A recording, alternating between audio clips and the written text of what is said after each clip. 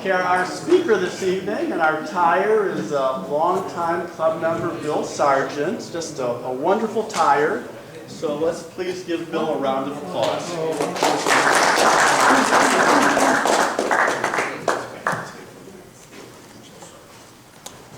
Well, welcome everybody.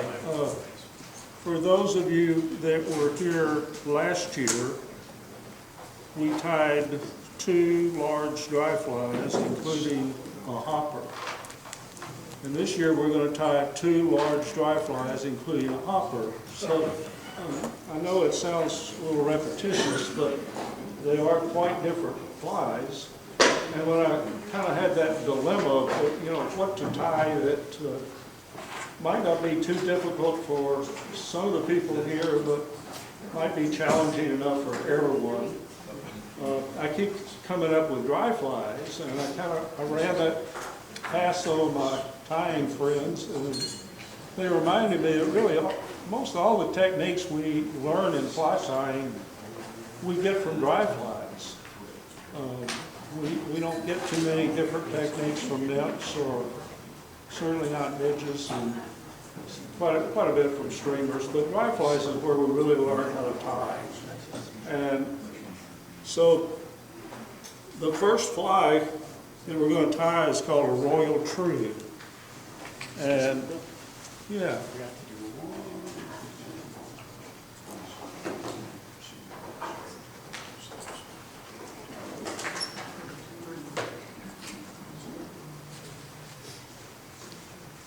Some of y'all may not have ever heard of a trude before.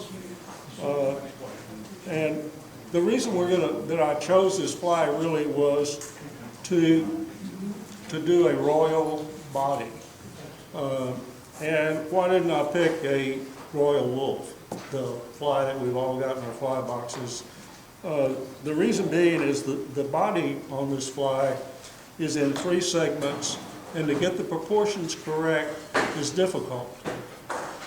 It's not hard to tie them in and tie them off and whatever, but to get it really looking right is tough. If we do a royal wolf, the wings are tough. So I thought maybe one tough thing per fly might be a little easier for most people. So I chose a trude, which is just a downwing calf-tail fly.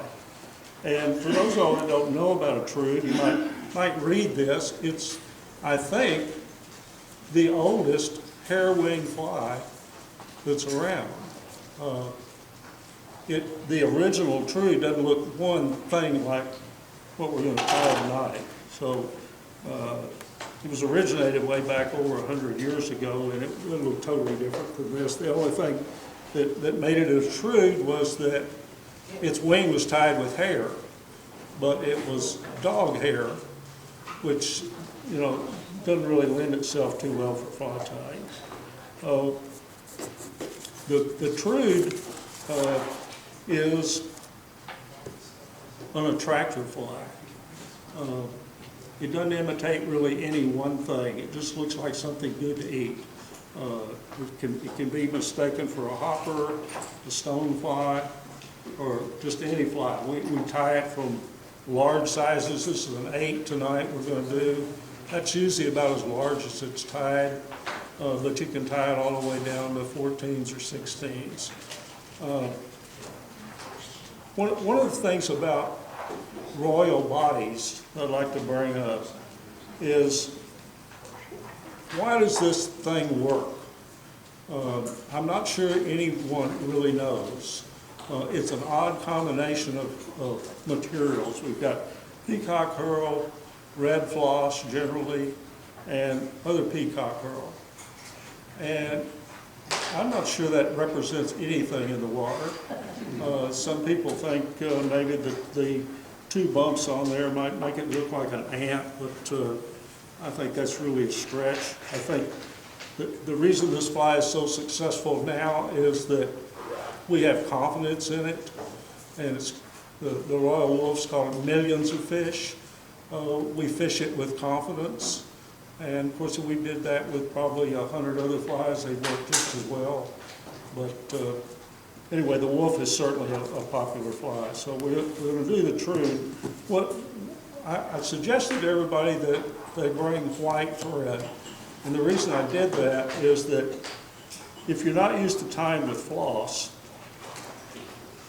the thread you use on a fly will greatly influence the materials that you put on top of your thread. And floss in particular, if you tie this fly with black thread, as the picture shows, you can go by the black head up there, and once you get this thing wet, that red floss will turn so dark red that you'll hardly recognize it as red. But if you put a neutral color underneath your floss, it will maintain its color. So white works fine. The problem being is you end up with a white head on this fly, and that doesn't look particularly good, but you can solve that with a black Sharpie real quick. I solve the problem as I tie the fly with red thread. That way you can use your a real flossy thread like a 140 denier UTC thread, and you can just eliminate the floss. You can use your thread as your center thing in there. Any questions before we start?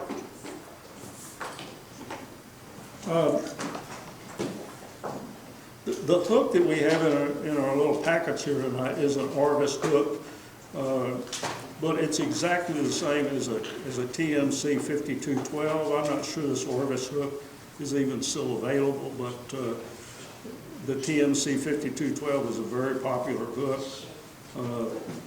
If you want to tie with white thread, fine, or you tie with any color that you want. Sometimes this fly is not ribbed, but most often it is.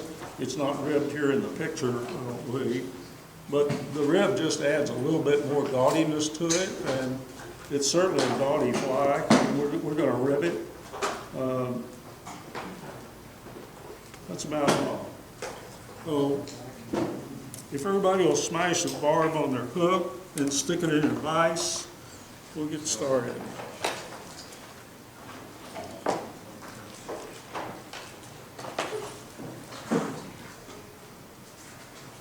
If everybody's using a light, Jeff, do you think we can dim these a little bit? Sure.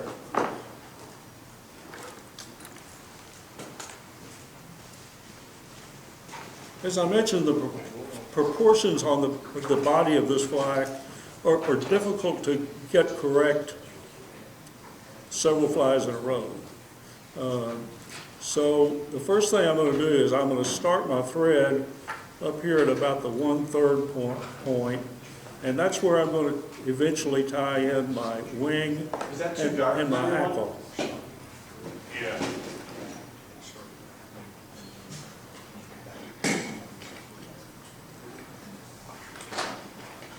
So if we'll start our thread here right about at the 1/3 point, and whoops, excuse me.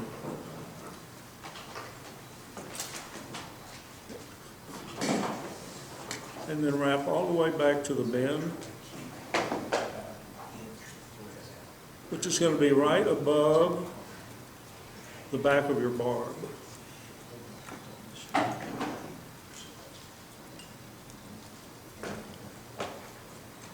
The tail on this fly is golden pheasant tippets.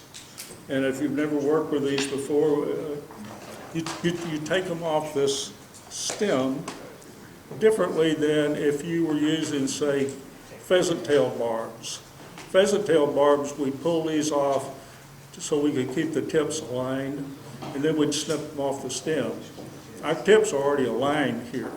So what we want to do is come up here and grab the tips. You can see that, can't really. And then come in here and trim these, not cutting the stem, and just pull our feather away. I don't know if you can see that, yeah.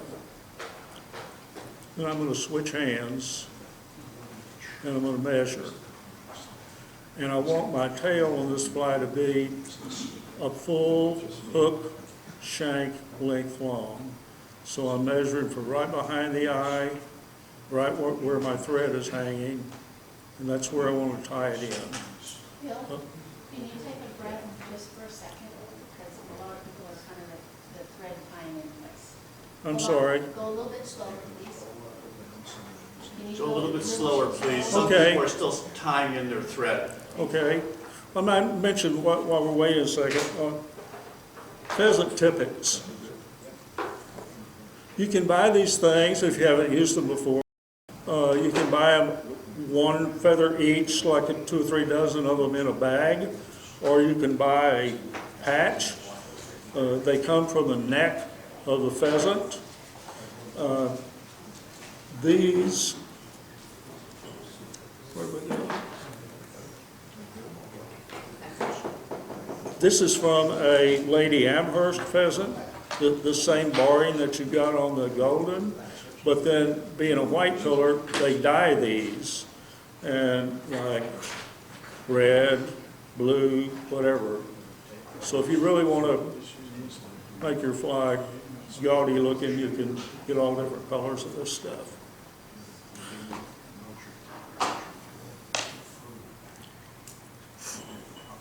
You ready to tie in the tail? Sure.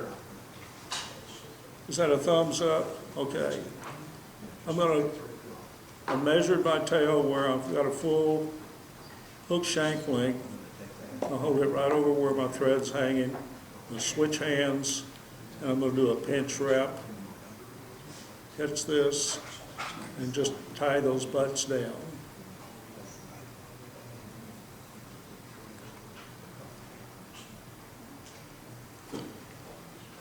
If your tail came apart a little bit and your barring isn't even on there, it's pretty hard to realign it. You probably got enough on your feather here to maybe cut off another piece and try it again.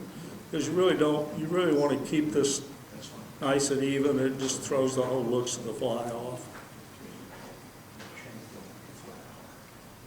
After I've tied these in, I want to return right to the bend of the hook, right where I tied my tail in.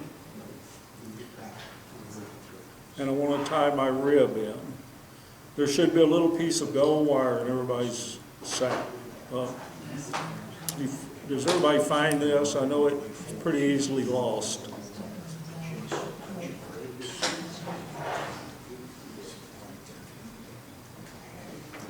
So I'm going to hold my wire up here against my hook shank and just tie it in. Going once again right back to the very back of the fly. I'm going to stick him over here in my material clip, Does holding it on. matter if you tie it on the top or the side? Wherever you want it. I don't think it makes any difference. It's very small wire, Jeff, so it's not going to really show up after you wrap over it.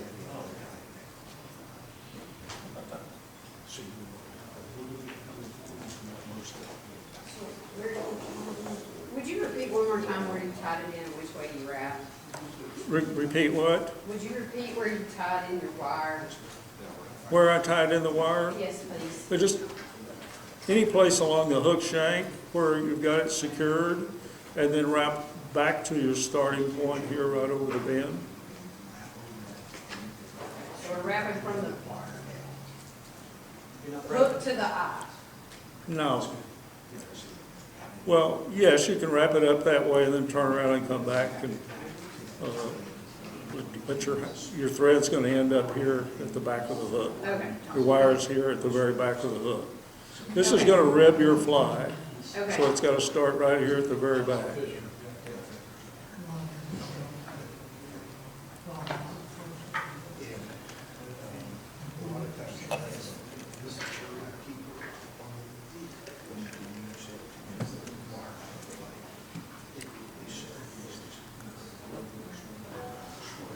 There are a number of strands of peacock herl in your kit, and as to whatever size this royal body is, whether this is size 8, but if you're doing a size 14, probably one strand of hurl will work fine. I found in this size fly, probably 4 work pretty well. You've got more than 4 there because these things are very fragile. You might break one, so there's a little insurance in there. So if you would take these and align the tips best you can, and then you want to either snap off or cut off about 1 inch or so of the tips because they're very fragile.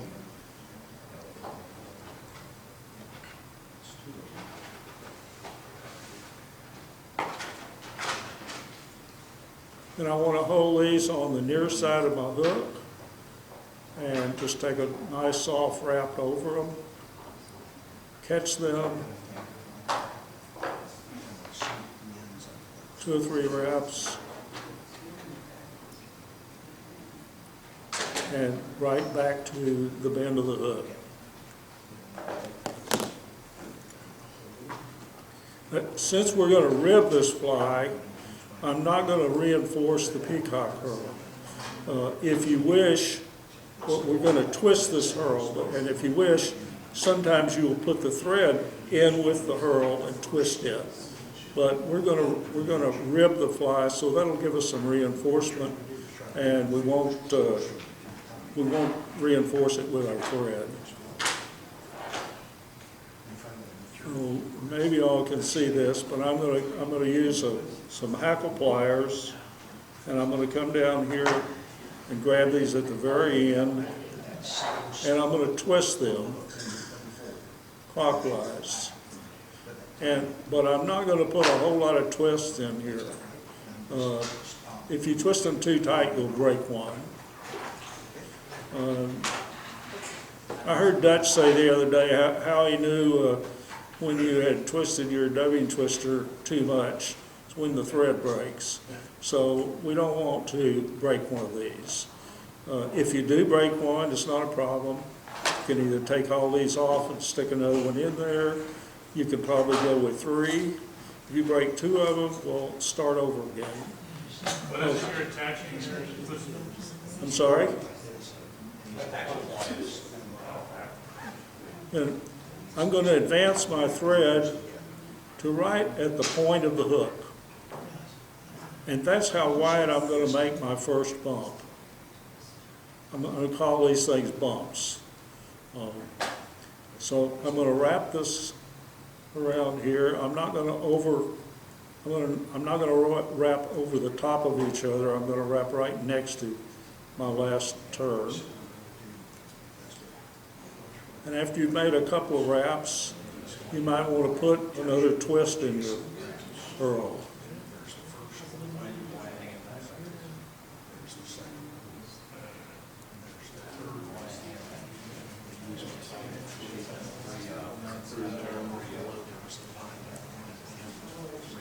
Right now I've brought it up here to right at the point of my hook, and I'm going to tie this off.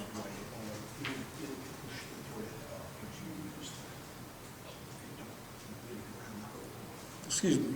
Most patterns say that the peacock and the red floss and the peacock are all equal sizes, lengths.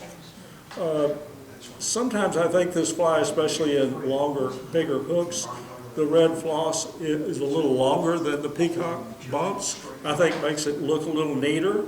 And I don't know who came up with the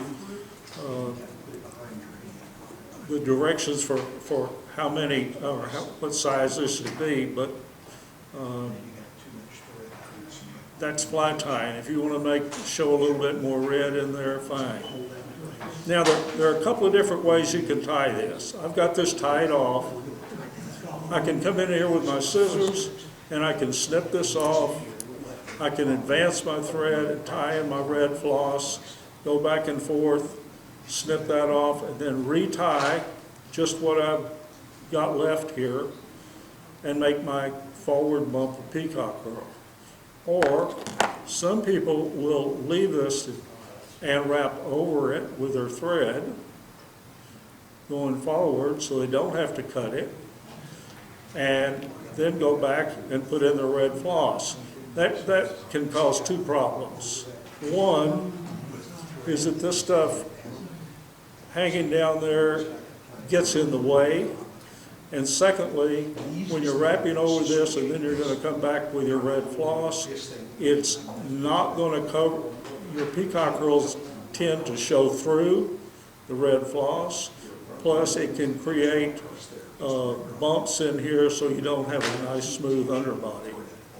So just for tonight, let's cut this guy off. Get him tied off. Just cut him off right here. And I didn't leave any butts here where I have to tie over them because those would show through our red floss.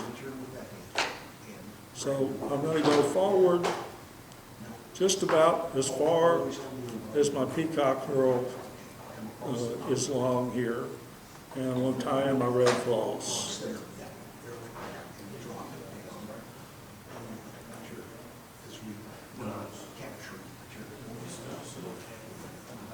Everybody to that point? If your floss looks like mine at the end, I kind of wet it a little bit so it doesn't fray. Floss is tends to fray and get caught on your little bumps in your fingers. Or you can tie this in however you wish. You're going to cover this up with peacock curls, so you don't necessarily need to get everything out of the way at this time. And then I'm going to wrap my floss.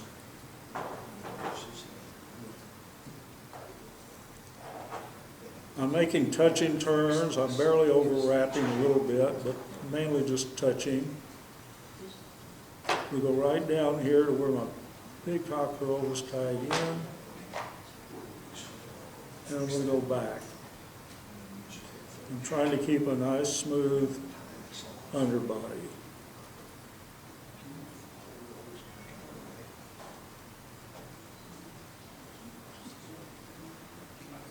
And at this time, this section right here should be just about as long as your peacock curl.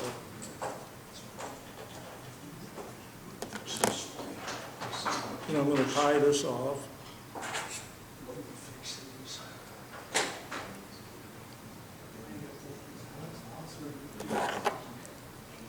And trim this.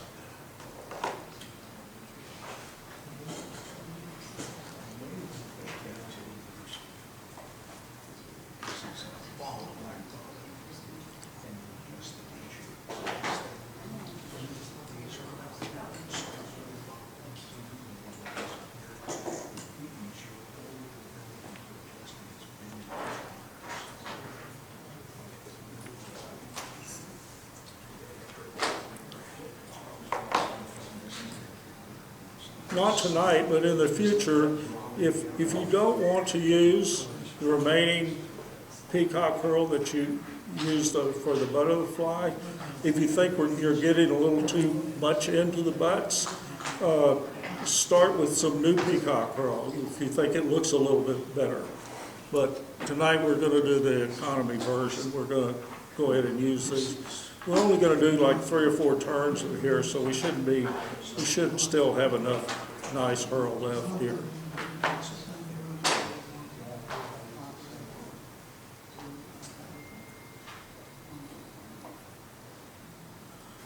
So I'm going to tie these in right in front of my floss.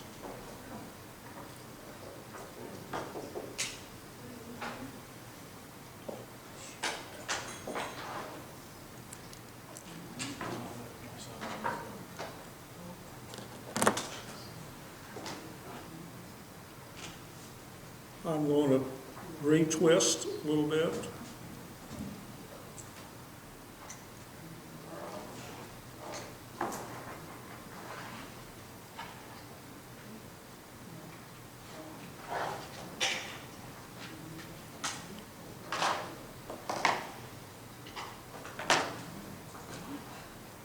I'm going to make this guy hopefully just about the same size as the one at the rear.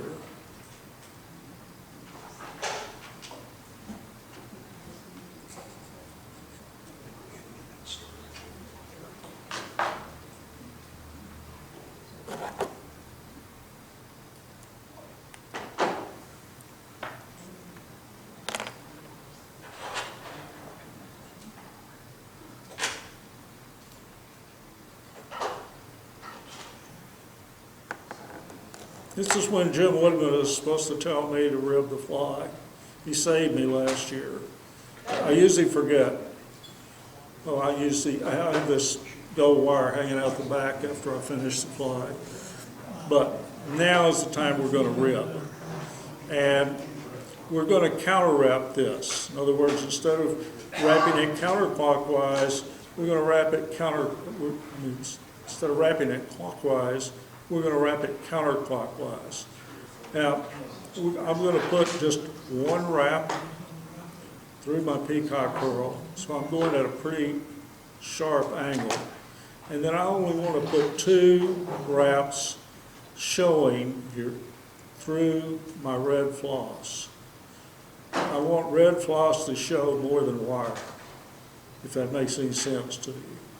And then I want to angle this good and put this through my peacock curl. Come right back to the front and tie this guy off. Now, always when you're tying off wire or anything else that you've counter wrapped, remember that you're wrapping clockwise, or you're pushing this wire this way, you're tending to unwrap it. So be sure and hold this very tight. Switch hands, put a couple of locking wraps in front of it, and then rather than cutting it, hold your thread tight and just helicopter it, and this little thin wire will just break right off. So you're not left with a little sharp stubby end here that could maybe cut something.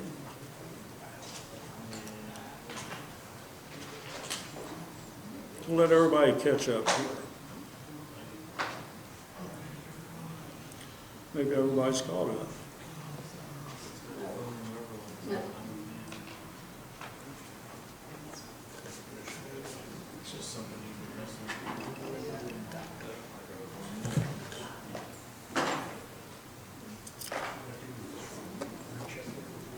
We'll talk just a second about calf tail.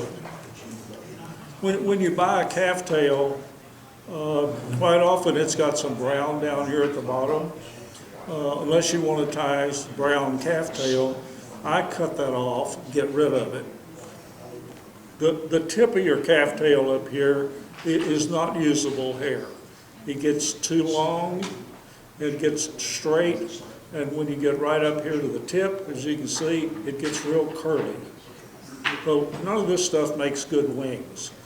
About the middle section of your calf tail is what you want to use. So what we're going to do here for our wing is we're going to pull some hair out to the side at a 90-degree angle from the tail, from the skin, and then cut off quite a bit more of this. We can't see it in the camera. Yeah, too low. You probably can't tell. Let me get this one. Can you see that maybe a little better? How big a pinch? Bill, about how big a pinch? Well, that's what I'm going to tell you. About half of this, what I have out here right now, is waist. There are lots of short hair in the bottom of it. So obviously this is too big a wing, thick mass of material for this fly. But I'm going to go ahead and cut this amount off, because I can always get rid of it, but it's hard to add hair back into a wing or whatever you're doing with it. Then what you want to do is come up here about 2/3 of the way up this hair, hold it by not just the tips, but down from the tips about 1/3 of the way, and then pull this stuff out. And you can see how much junk is in here.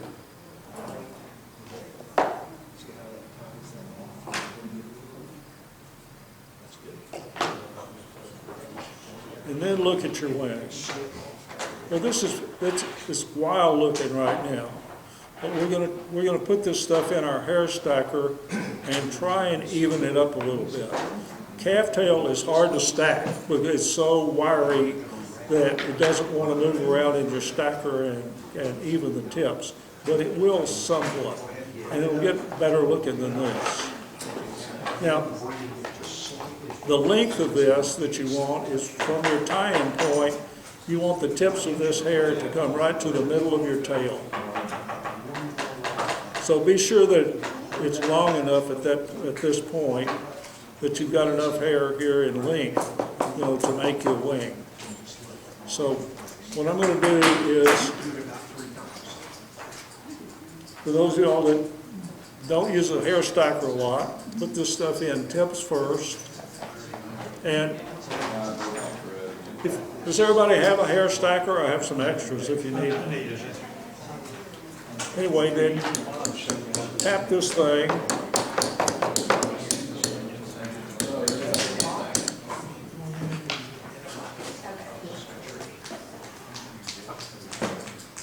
And when you take this out,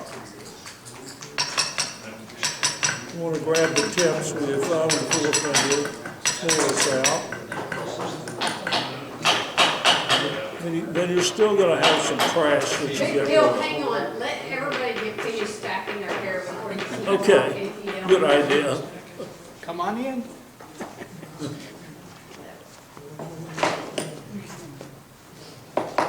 Anyway, you can see mine got a lot more controllable. I don't like the looks of this fly if these tips are all even.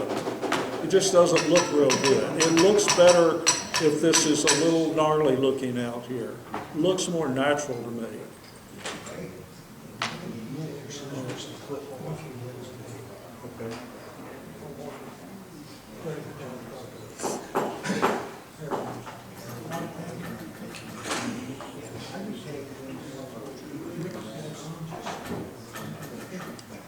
Remember one thing when you're working with hair, that you need a hair stacker that is large enough that's going to hold a big quantity of hair if you have one. If you have just a small quantity, then you can use a smaller hair stacker.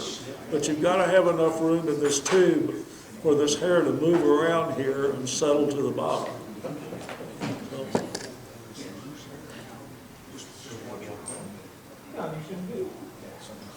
Amazing. Because it just dumped out. So how are we doing?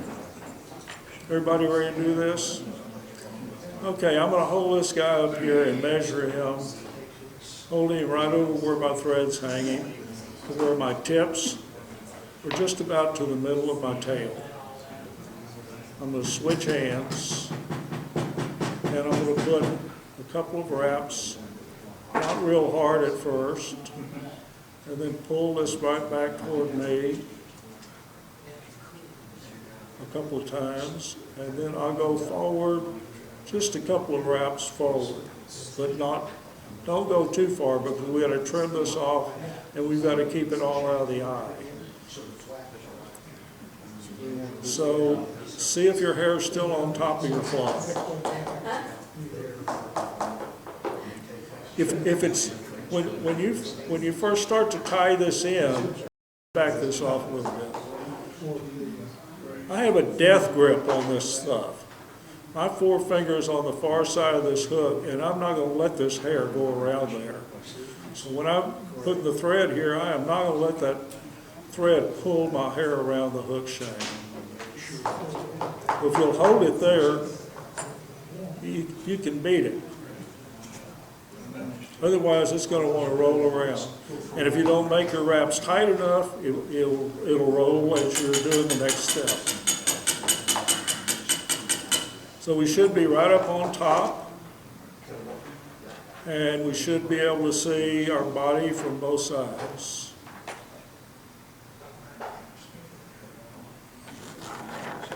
And what I like to do is come in here and pick up all of these butts, try and get them all at once, and then cut these at an angle. Try not to go back and cut your wing off, but cut these at a little bit of an angle. And don't let these hairs get up into the eye of your hook. You'll have a devil of a time clipping them out of there.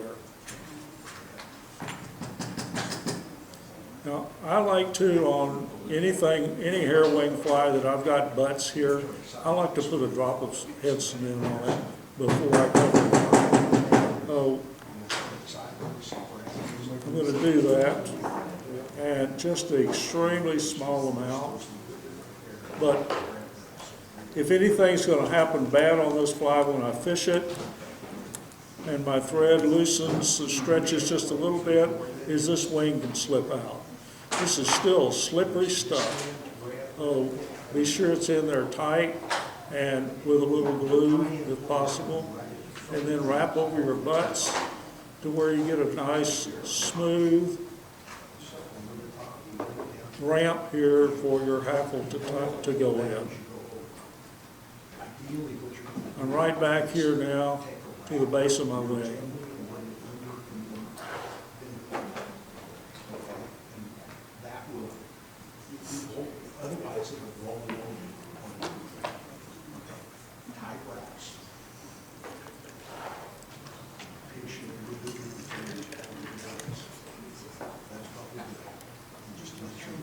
Everybody to that point? No. Next thing and last thing we're going to do is tie in a hackle.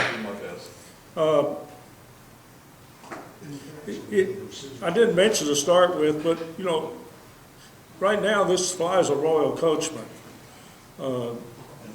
which is probably one of our oldest flies. It's a wet fly, and this is usually a feather wing, but you can tie a Royal Coachman using calf-tail wing if you want.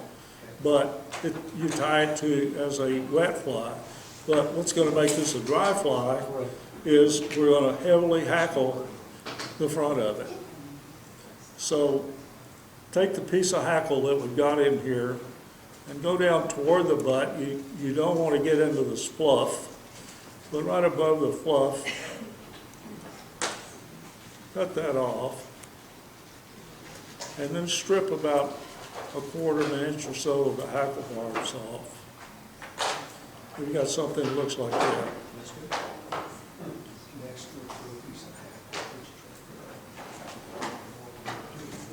And when I tie this, you can see that we've got a shiny side and a dull, that doesn't show. You've got a shiny side and a dull side of this hackle, and they should be pretty obvious to you. And you want the dull side to be facing the rear when you tie it in. That's going to mean when you wrap this hackle that the concave portion of it is going to be going toward the rear and won't get in the way of the next wrap that you're making with your hackle. So if you'll tie this in with the shiny side facing you and leave a short little piece of stem here showing when you tie the fly in, right at the base of the hackle. What that'll do is when you make your first wrap, you'll have a wrap of about a quarter wrap of just stem, and your hackle won't come off in all different directions that you don't want it to. So just go ahead and tie this stem down, and this way you can go all the way to right behind the eye of the hook.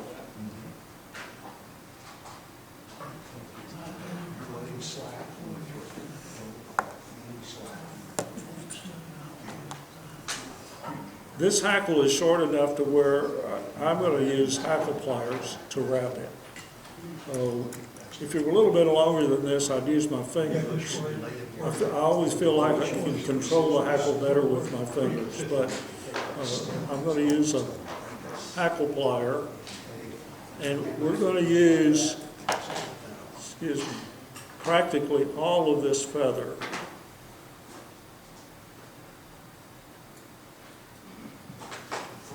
So what I'm going to do is I'm going to wrap yours. My feather's trying to turn on me, so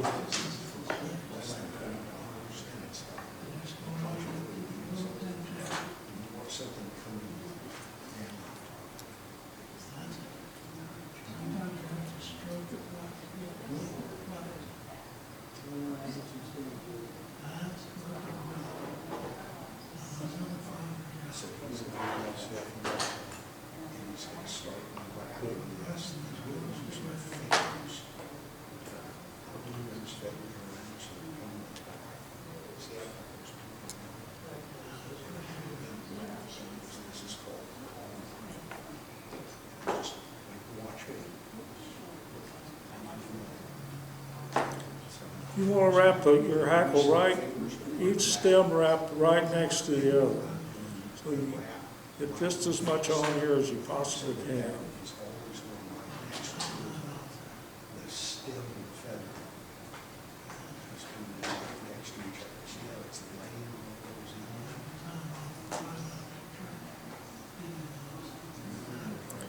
When you get right up here to what's going to be the head of your fly, you want to tie it off. When you tie this off, try not to trap these hackles that are trying to go forward. If you do trap these with your thread, they're really a pain to try and cut off. So I'm going to just take my thread and go over the top a couple of times. I'm going to unhook this guy. Then I'm going to pull all of this back and wrap right in front of my hackle. Don't wrap back onto your hackle. It'll push those first few barbs back in your hackle, and your fly won't look good. You can come in here and trim this off. I do have one little arbitrary piece. Try not to cut your thread.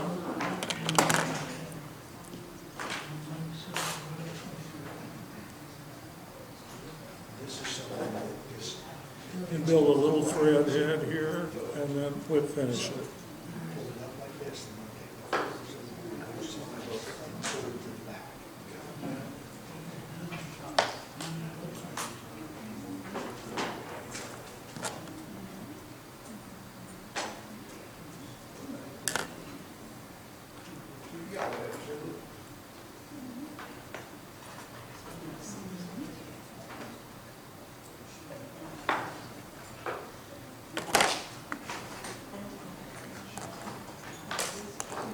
When I put head cement on my wraps on the head of the fly, I turn it where my head cement is going to run back into the hackle rather than into the eye of the hook.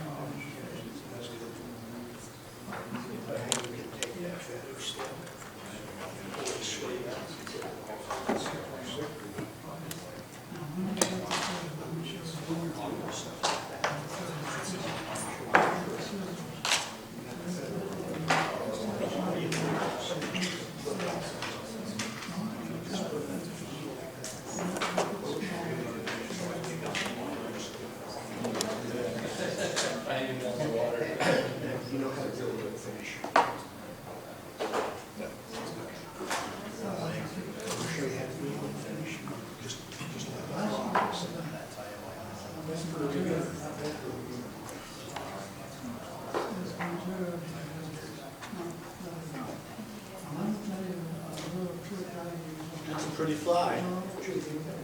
All right, did it turn out? Can I come look? Yeah.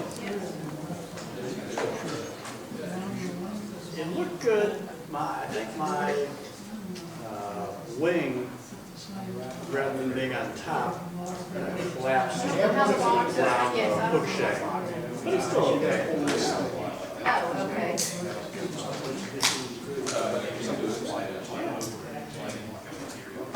Here. A little bit of Here's another package. This is a little bit smaller. Okay.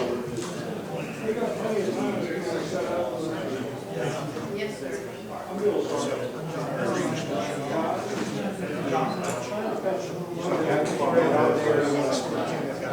far away, so I'm doing all the rest of his stuff. Get pushed over to the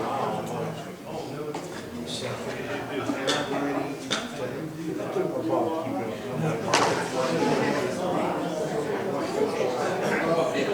It's not very good.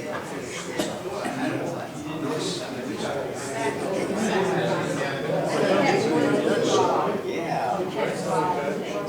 Here's nice and on top. Here, But at least that's surrounded the hook. That's the thing, like you said, like you get the, like, here. It's really tight. Yeah.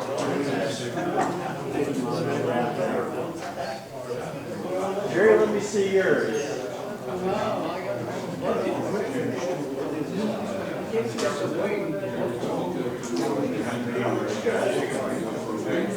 Your tail looks better than mine. My tail, I'm not happy with. I think fish this one is out for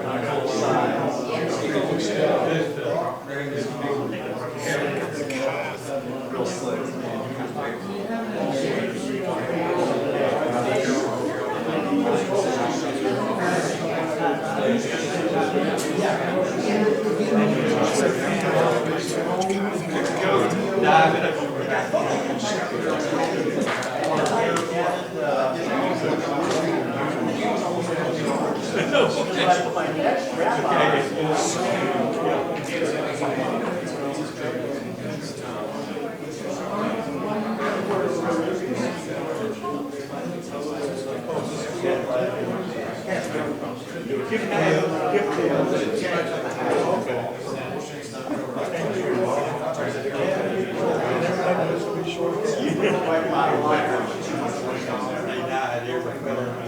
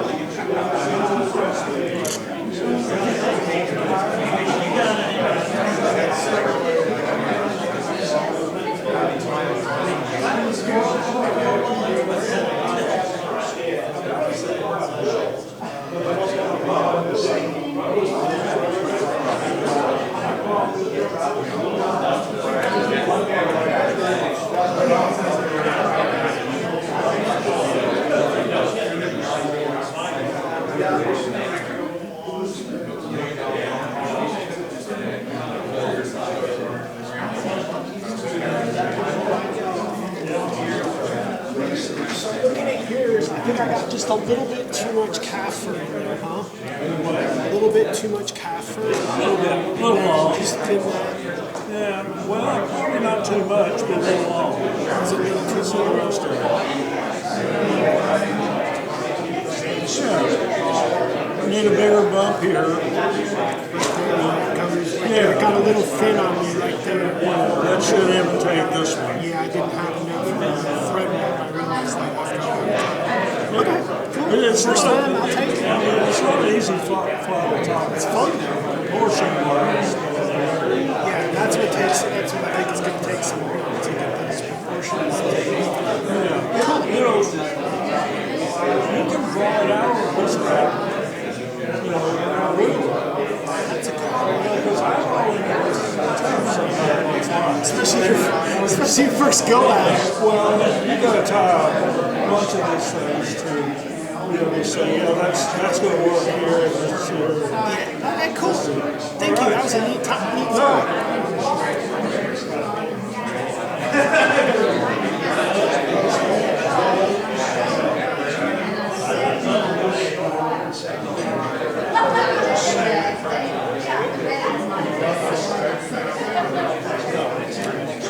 We'll go ahead and get started and we'll get out of here at 8 o'clock. Let's go ahead and get started.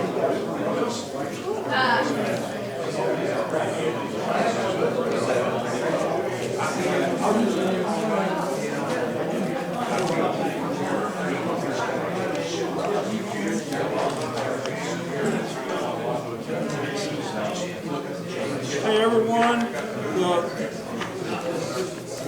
I put some flies around on the table for you to look at maybe, and the next fly we're going to tie is called a Henry's Fork Hopper. And look at the one that I tied that's on the table, because I'm sorry, but the picture on your tying instructions here is not exactly the way we're going to tie the fly. And I couldn't do any better than this. Bill, Yeah. lights off. What? Did you turn your mic off? I just turned this on. Well, no, I don't have any light. Well, we're out of batteries. Is that what it is? I think so. Okay. Do we have batteries? I don't. Okay.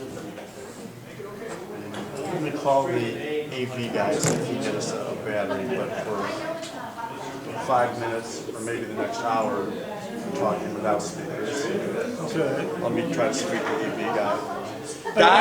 Guys, the room speakers aren't working because the batteries went dead in the mic, so you have to be real quiet. Eight.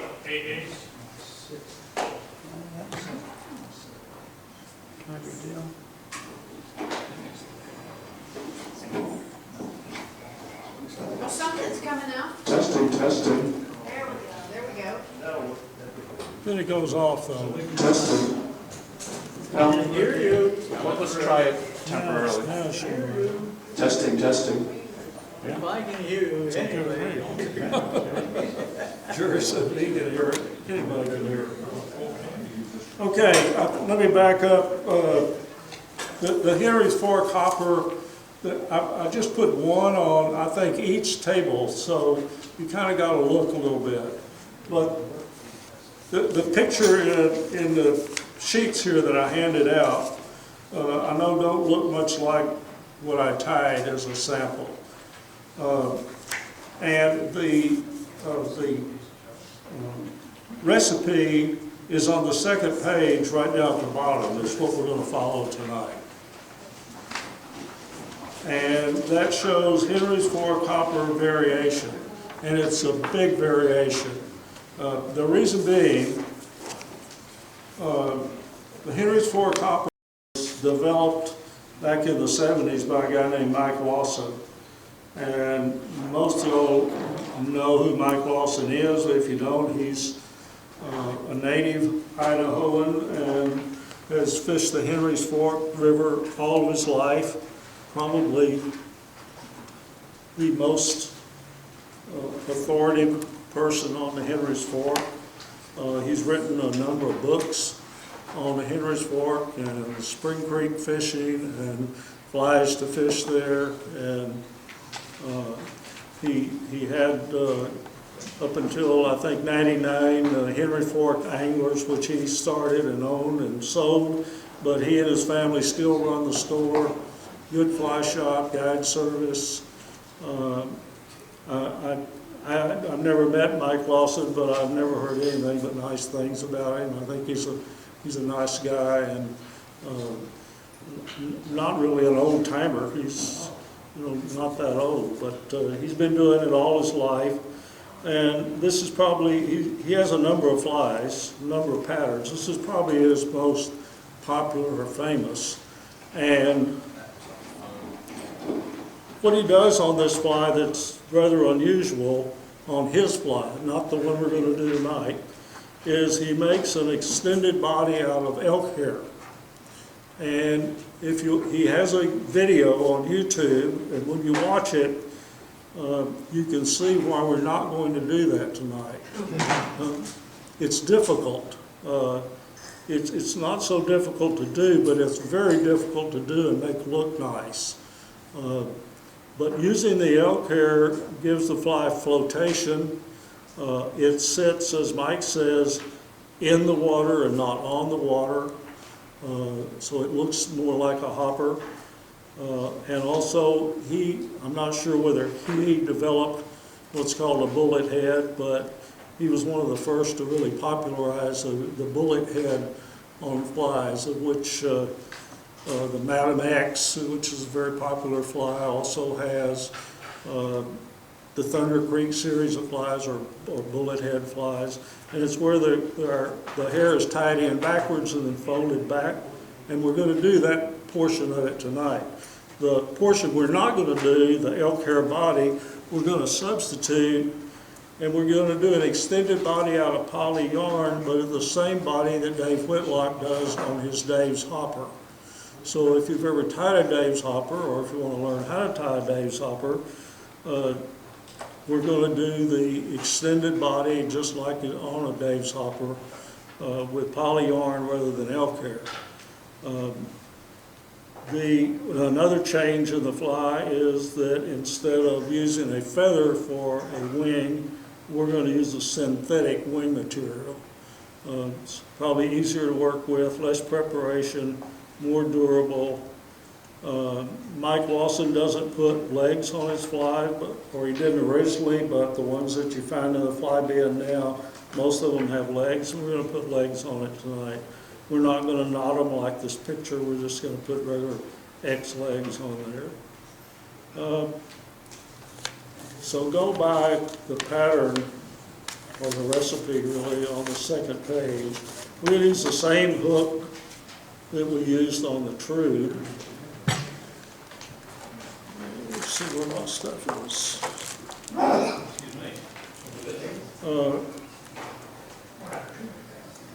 I'm going to use a Timco 5212. As long as you're using a 140 denier thread, you don't have to use white on this. I'm going to tie it with yellow. That's kind of what it's generally tied with, but be sure you do have fairly strong thread because we're going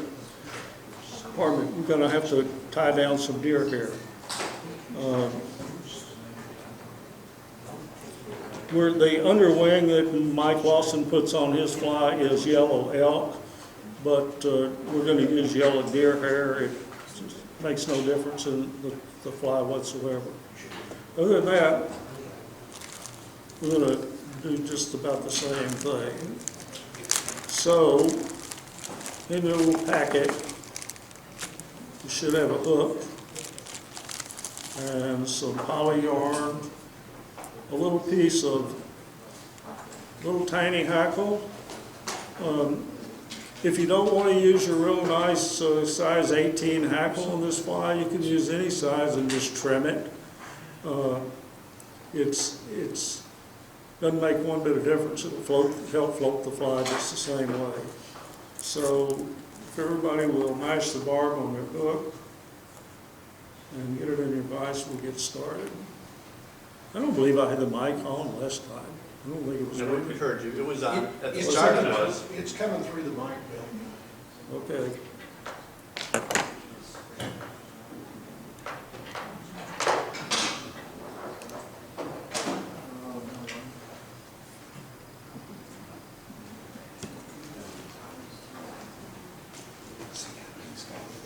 Is that getting tangled again?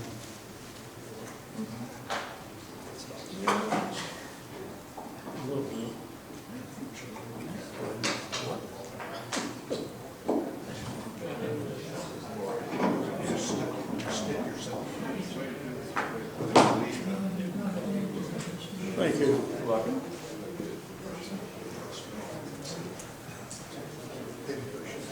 I'm going to use UTC 140 denier yellow thread, and I'm going to start this just like we did on the last fly, about at the 1/3 point here, and I'm going to take it all the way back to the bend of the hook.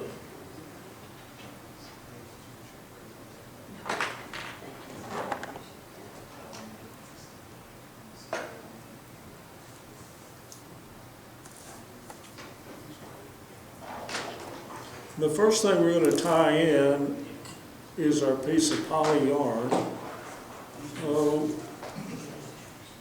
Reverse your thread and bring it back up here to the starting point. You definitely want to cover your hook shank on this fly before you tie your yarn in.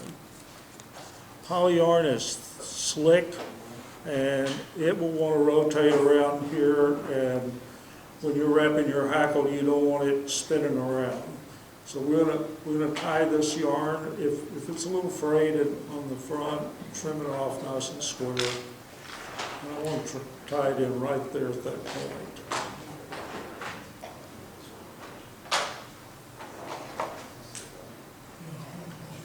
Then I just want to spiral wrap this back right to the bend of my hook. Be sure you get it right to the very back of the bend. It's going to be right over your barb, the back of your barb.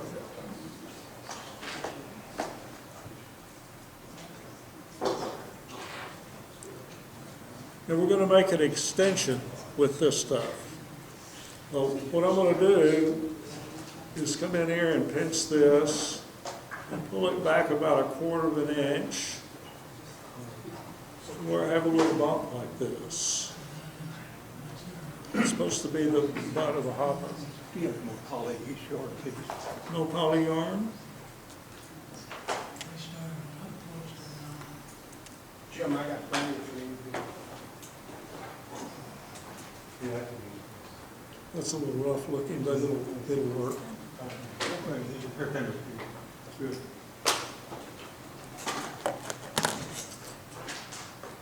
My poly yarn is creased right here where it was wrapped around the cord, It's really not making a very nice bump, but I'm not gonna start it over now. But anyway, or nice tail, or whatever you wanna call this thing. Actually, I am, that doesn't work. Be right with you. It's because his had a crease. His polyyarn had a crease in it from where it was in the bag, and it wasn't making a nice tail, so you just get to where he was and he'll catch up.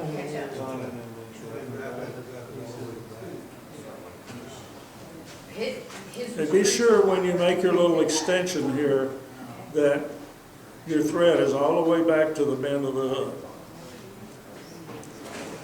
So hold that right there, where, right over your thread, do a pinch wrap, and catch it a couple of times. How big of a bump do you want? About 1/4 of an inch. Wait a minute. Bill, will you repeat the question for the Zoom audience?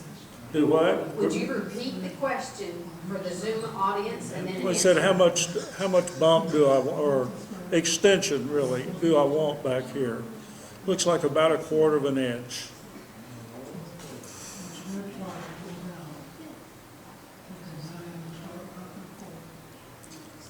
Oh, we're going to tie in our hackle first, and then we're going to wrap this yarn. But let me show you something. You can see how slick this stuff is. So and I'm not putting hardly any pressure in here. So what I like to do is come in here with some, either a little super glue or a little bit of head cement, and dab a little on here, on the body that we're going to wrap over. And while that's soaking in, then we're going to tie in this little piece of hackle. What do you, so The microphone went out again, Bill. Yeah, but I'll see if I get some batteries for you. Okay. all in here, E with a thread wrap, just about. Double A? 2 AA batteries? Okay. Yeah, I got them right here.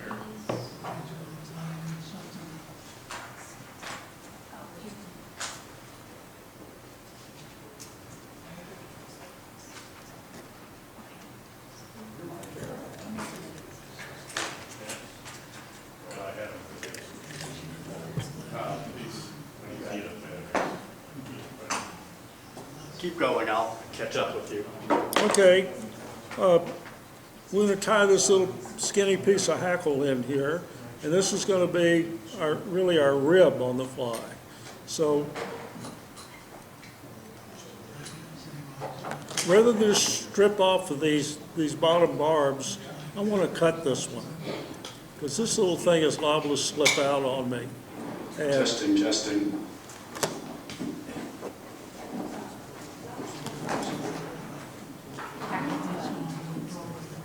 Oh, there it is. can I just put that right there? Okay. Oh. Yes, it's the hackle. Let me back up. Rather than strip this butt on this hackle, I'm trimming these barbs to where they're just sticking out at maybe 1/16 of an inch. And that way when I tie it in, they won't pull out as I'm wrapping this hackle. And normally, if they do pull out, they don't pull out until your last wrap. So you got to go back and start all over again. So once again, tie this in with the shiny side facing you.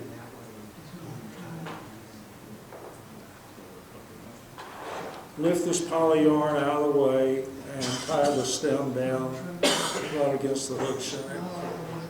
Wrap your thread all the way back to the starting point where you're about 1/3 back from the eye of the hook.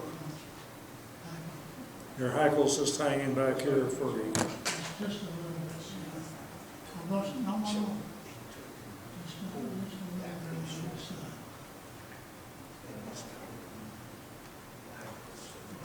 Now we're going to wrap this, and I would suggest you put your forefinger back here and don't let this, you can see it's still going to want to rotate. And we want this extension to stay straight back behind here. So hold this, at least for your first wrap or so, in place, and don't let it spin around the hook.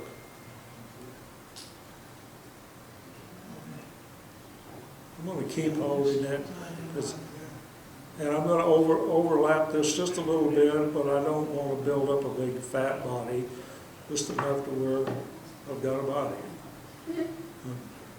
And I'm going to tie this off.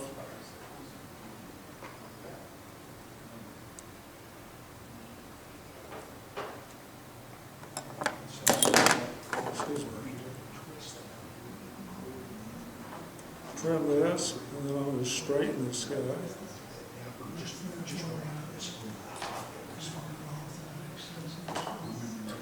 So we got behind your build, did you go forward with that and then back to the front with the white stuff? With my yarn, Yeah, I just wrapped it to the front. because it was at the front to begin with. I made my extension back here, and then just wrapped my poly yarn to the front and trimmed it off.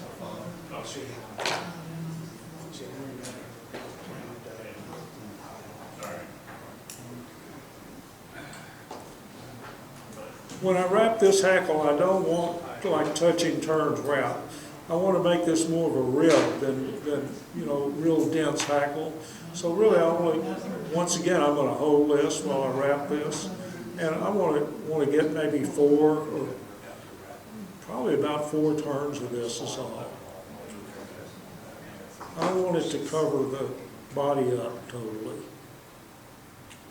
I got 4.5, and then I'm going to tie this off.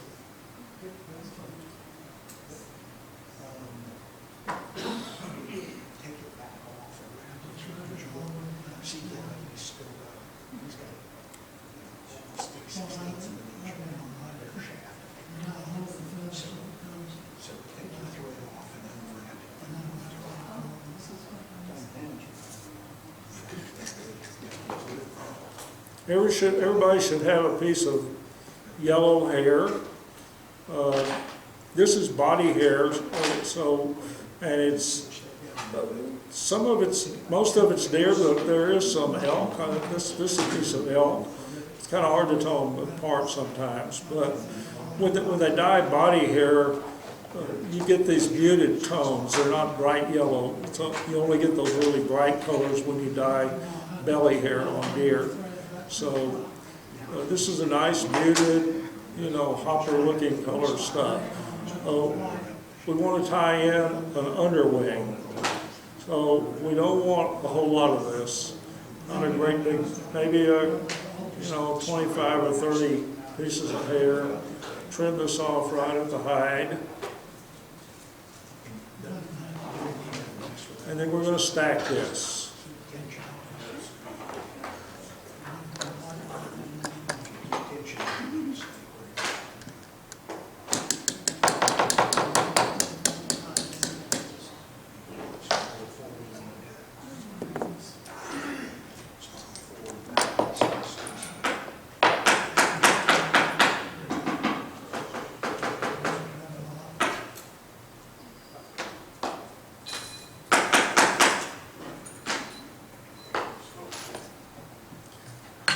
If your hair comes out like this one, I didn't get a very good even stack on it. Restack it if you want them to come out even.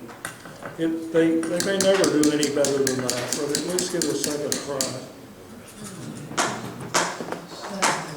Not the same.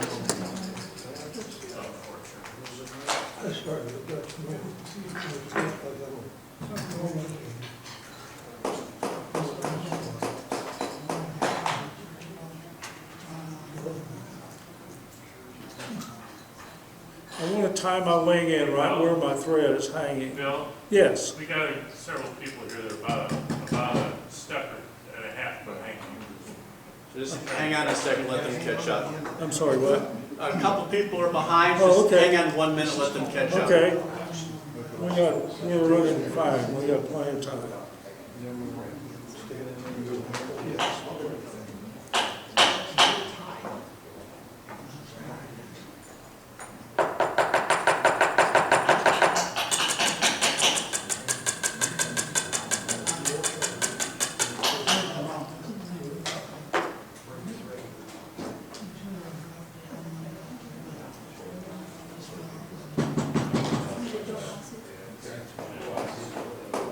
Really, the purpose of the underwing on here is if you're using a feather, like Mike Lawson does, it supports the feathers somewhat.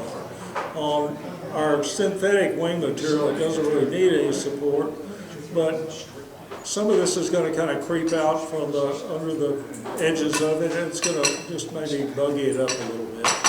So we're going to tie it, we're going to do an underwing, even though it's not going to show much.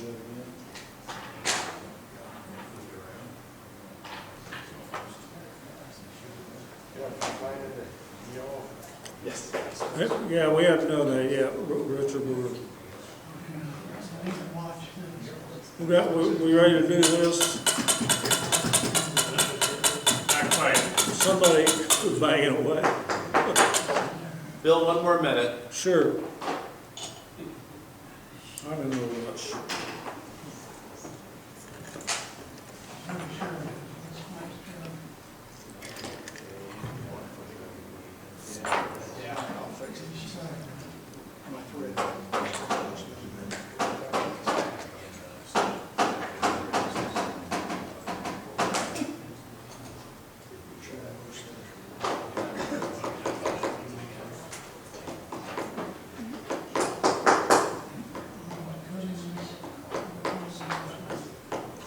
Richard, do you want a hair stacker rather than that cigar tube? Okay.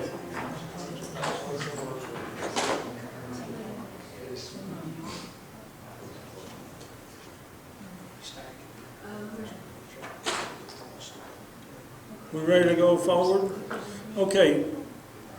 The yellow wing, underwing here, we want to measure this to where it comes just right to the very back of your bump, but not past there, or the extension.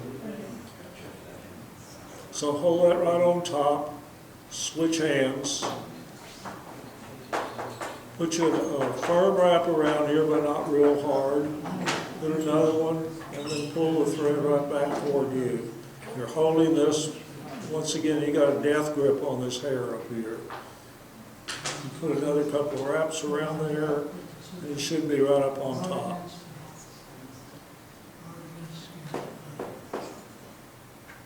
Now, if I were tying a elk hair caddis, this wing might look okay, but to be an underwing, it shouldn't be like that. It'll be lying right flat down on the body. So we can solve that. What we want to do is we want to hold this down on the body, take our thread, get a little off out of the end of your body, bobbing, and then jump your thread back to that first bunch of hackle and put a couple of soft wraps around here. Don't pull down tight. Go back to where your hair's tied in and make a couple of tight wraps, and then your hair will lie down a lot better.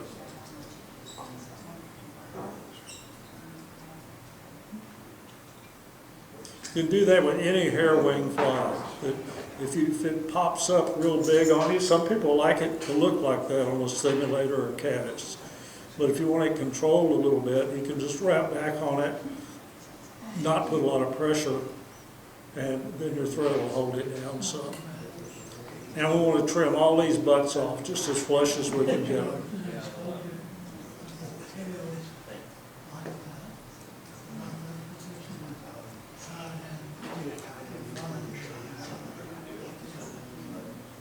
You can wrap through 2 times if you want, but this is all going to be covered up here, so don't worry if you're seeing some butts of hair here.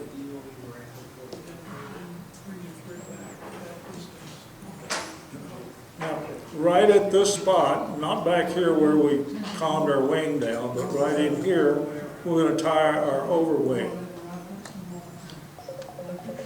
Hello.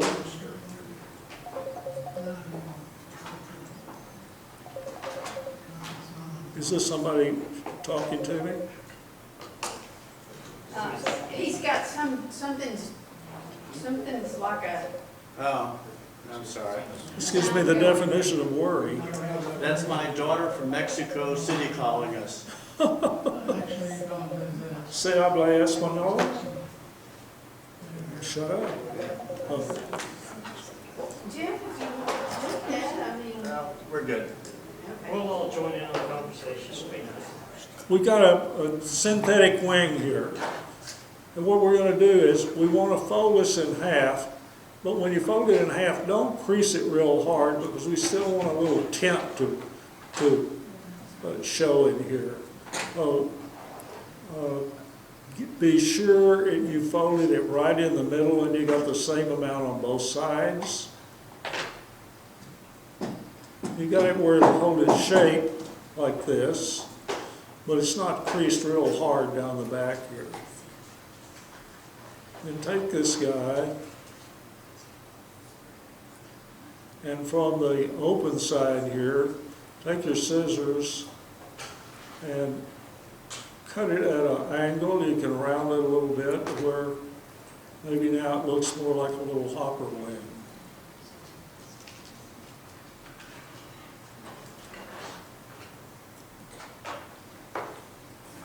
We're just going to kind of slide this guy over our under wing, and we want our measurement here is we want this to come a little past the very back of the fly. Our wing is going to be our longest thing. I'm going to switch hands, and right where my thread's hanging, I'm going to tie this down.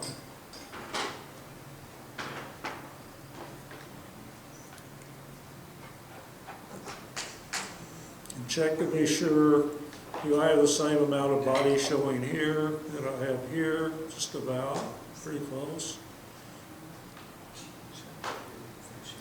If this happens to kick up on you like this, we don't want that, and you can do the same thing you did on your underwing.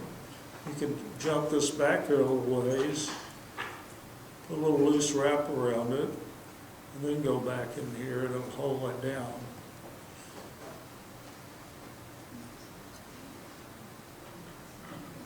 And we're going to cut this off just as close to where our thread is as possible. And I just kind of like to, do it without really bending it back until I've made one cut, because it tends to want to screw things up.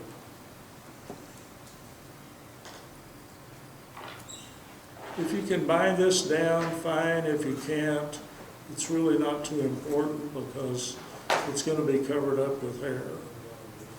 But if you can end up with something like that, that's fine.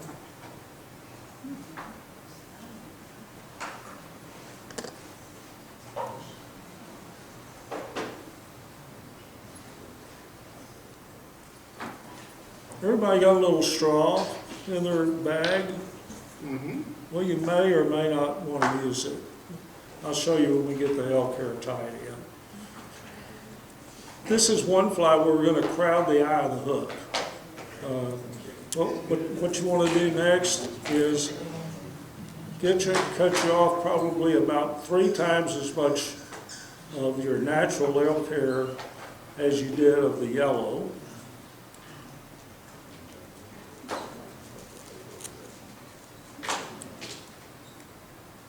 Hold it up here just like how we did on the calf tail up toward the tips, and then clean out all those short hairs under fur.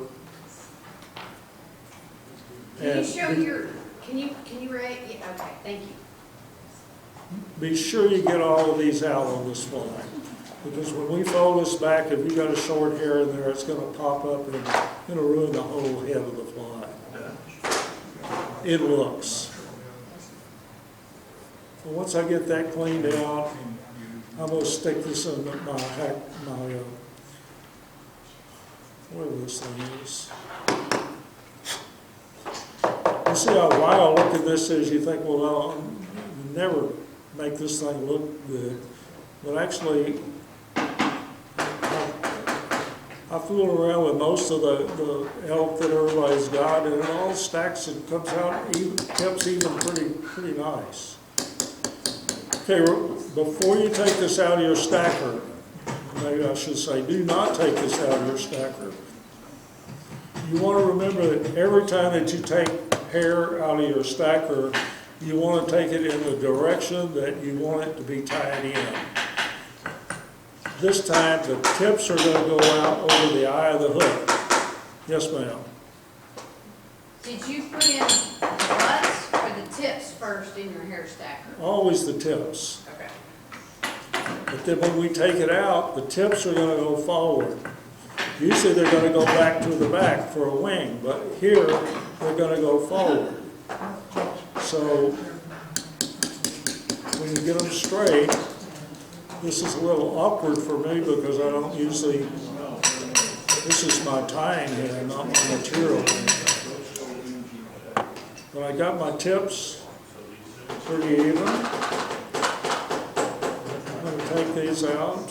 Hang on, Bill. Hang on. Let everybody just finish stacking. Okay.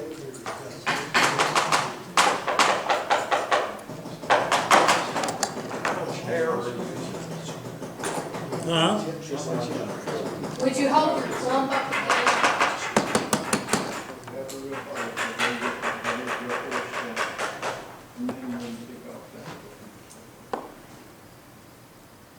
Here's what I ended up with. Probably 2 to 3 times as much as I had in my underwing.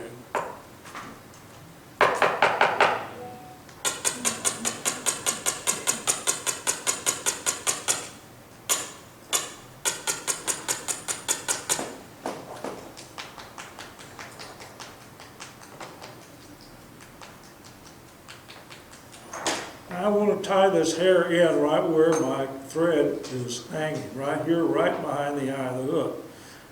And I want to measure this to be a full hook length, not shank, but hook length, all the way back to the very back of the hook, to the very front of the eye. So that to me is right there. So I'm going to hold this right over my thread.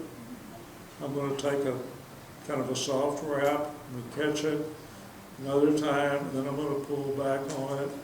And hopefully this thread will this hair will distribute around the hook. This, just the tips, not the butts. I'm hanging on to those. I don't want them to move. That was a full fly length you measured, or just a hook length? A whole hook length.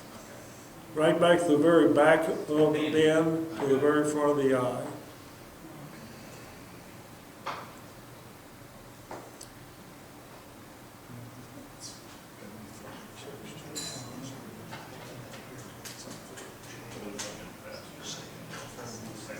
Now you can come in here and kind of separate these a little bit. Grab these butts the best you can, and you can cut them off as closely as you can.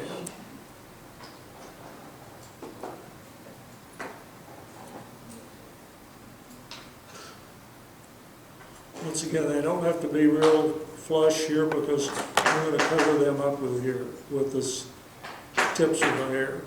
Now I'm going to hold this, and I'm going to wrap through the butts a little bit. And I'm going to go right back here to where I last tied everything in. You should have a point right back here behind where your butts are cut off.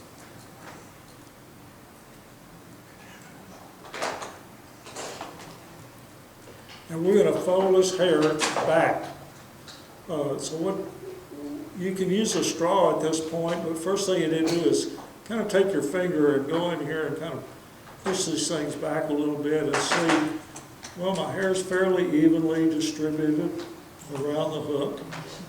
And if you can do it with just your fingers, that's fine. Sometimes it helps. Take a straw and push it back, it controls them somewhat. But before you tie these down back here, you want to be sure, this is little short hair, you want to be sure that everything is folded back perfectly.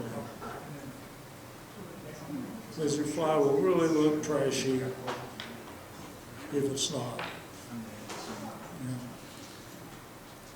Yeah. I think some of my butts are peeking through.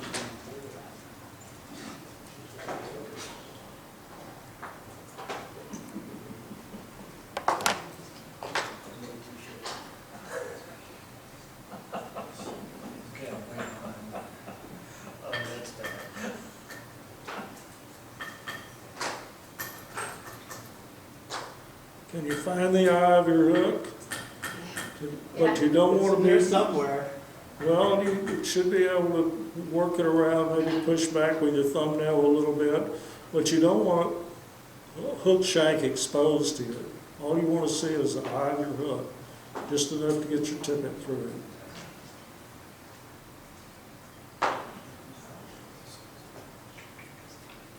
Then I'm going to take my thread, catch all this.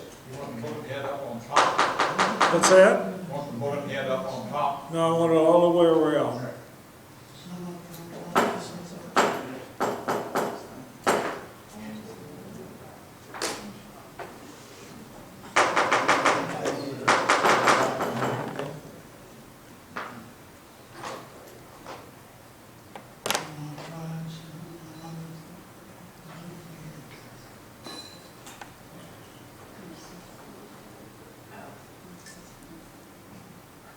Put your 4 or 5 really tight wraps right there. And if you've got little hairs in here, they're coming out or not caught, well, don't tie it down yet. Keep working on it, because that's going to risk ruining the fly if that looks trashy all in here. But if you keep working on it, you can get it to where they're all controlled. And when I first started tying this fly, I always had one that was, I had too much, had a bump in it or something, and the fly would be fine except for just a little bit wrong with the head, and it just is a glaring error.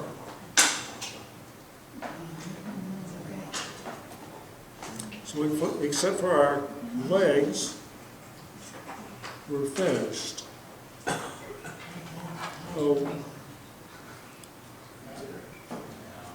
everybody's got a piece of rubber, and there are 2 legs here. I have to pop this to get them apart. You can use both of these for your legs, but actually one of them will be plenty long enough for both legs. And to show you the easy way to do this is grab the piece of rubber kind of in the middle, and then even your ends where they're perfectly even.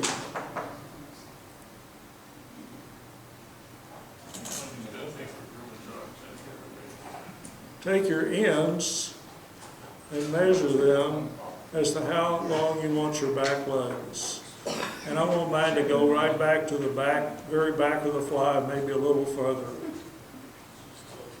So when I'm going to hold those right up on top, I'm not going to cut this. I'm going to take a couple of wraps, not real hard wraps, around there. Then I'm going to pull this leg down on this side, and this leg down on that side. And I want them to be right in the middle of the head, or the body.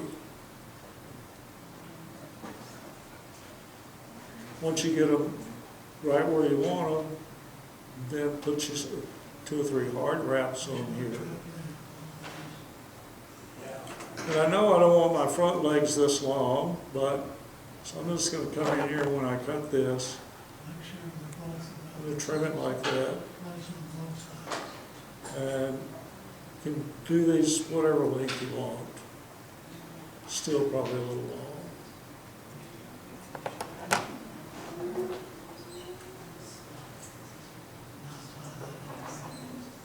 When you put heads, oh, excuse me. Now we're going to whip finish right here, not behind the eye of the hook, but right here up on top.